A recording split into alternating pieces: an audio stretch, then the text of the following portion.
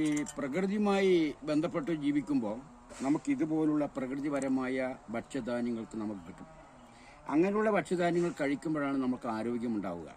അതുകൊണ്ട് തന്നെയാണ് ഞാൻ പ്രകൃതിയെ സംരക്ഷിക്കണം.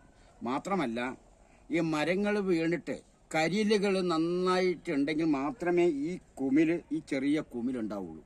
ഇത് വളരെ നല്ല ഔഷധ ഗുണങ്ങളുള്ള കുമിലാണിത്. മനസ്സിലായില്ലേ?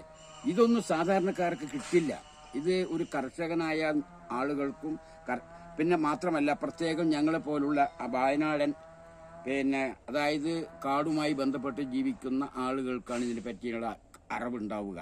ഇത് നല്ലപോലെ കരിയിലുണ്ടാവണം. അതിനാണ് ഫോറസ്റ്റിൽ നന്നായിട്ട് കരിയലുകൾ കൊടിഞ്ഞാൽ ഫോറസ്റ്റ് നമുക്കിത് കിട്ടും. പക്ഷെ ഇപ്പോഴത്തെ ഫോറസ്റ്റിൽ അത് കിട്ടാൻ സാധ്യതയില്ല. കാരണം മുഴുവൻ തേക്കും കാടാണ്. അപ്പം അതിലിത് ഉണ്ടാവാൻ ബുദ്ധിമുട്ടാണ്. അപ്പം അതുകൊണ്ടാണ് ഞാൻ പറയുന്നത്, പ്രകൃതിയെ നമ്മൾ നിർബന്ധമായും പ്രകൃതിയെ സംരക്ഷിക്കാൻ ഇതുപോലുള്ള പലതരം കുമിലുകൾ നമ്മളുടെ പ്രകൃതിയിൽ നിന്ന് നമുക്ക് കിട്ടും. അത് നമ്മൾ കഴിച്ചാൽ നമുക്ക് നല്ല ആരോഗ്യം ഉണ്ടാവും.